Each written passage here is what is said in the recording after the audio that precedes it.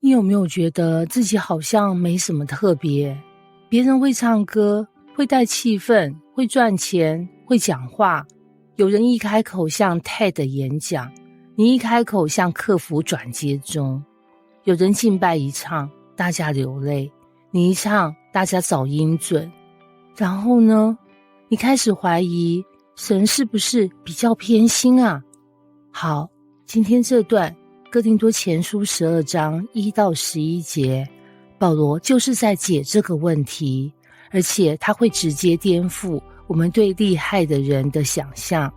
一開始他先講一句很妙的，你們做外邦人的時候，誰是被牽引送迷惑去服侍那啞巴偶像？翻成今天，以前你們的人生很容易被氣氛帶着跑，看到別人成功焦慮，看到別人炫耀羨慕，看到網紅推薦下單。然後呢，人生就像演算法控制。保羅說，現在不一樣了，真正屬神的不只是情緒很嗨，而是方向對了。接着他開始講恩賜，這段超像今天社群時代，因為現在的人最愛比較。IG 打開，哇，他好會講，哇，他好有恩膏，哇，他好有影響力哦。然後你看完自己的生活，我會訂便當。然後呢，你開始覺得神大概沒給我什麼吧。但保羅直接說，恩賜原有分別，聖靈卻是一位。翻成今天，每個人功能不同，但來源同一位神。然後他繼續講，有人有智慧，有人有知識，有人有信心，有人醫病，有人行異能，有人辨別諸靈。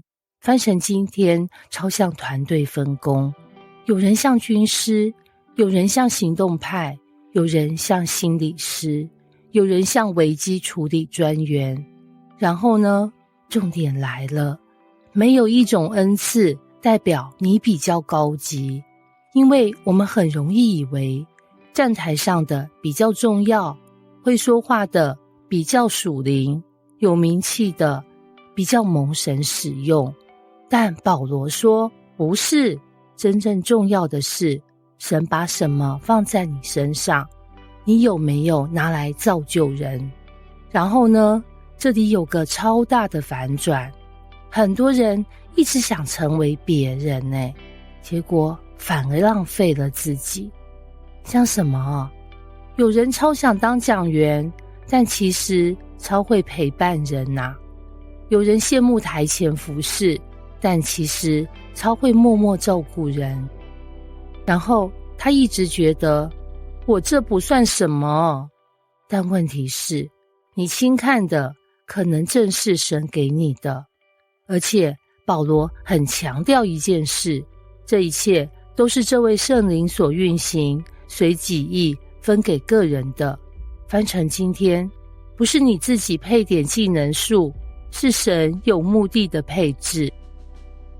這句很重要，因為我們很容易活成我要變成最厲害的人，但神比較在意的是你有沒有成為你該成為的人。然後呢，你會開始發現，有些人天生很會領導，有些人一句安慰就讓人活下去，有些人超會分析，有些人超有信心。這些不只是個性，很多時候是神放進去的恩賜。但最可惜的是什麼？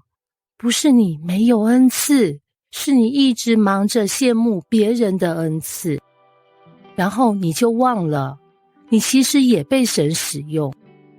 所以哥林多前書12章1到11節整段在講什麼啊？不是在辦屬靈才藝比賽，而是在提醒你，你不是沒價值，你只是跟別人的功能不一樣。神不是複製貼上的創造人，他是有目的的，把不同恩賜放進不同生命。你不用變成別人的版本，你需要的是開始認出神放在你裡面的東西。記得，你不是神的備用品，你是他刻意設計的版本。送你一句可以截圖的金句：真正的成熟，不是羨慕別人的恩賜，而是衷心活出神給你的那一份。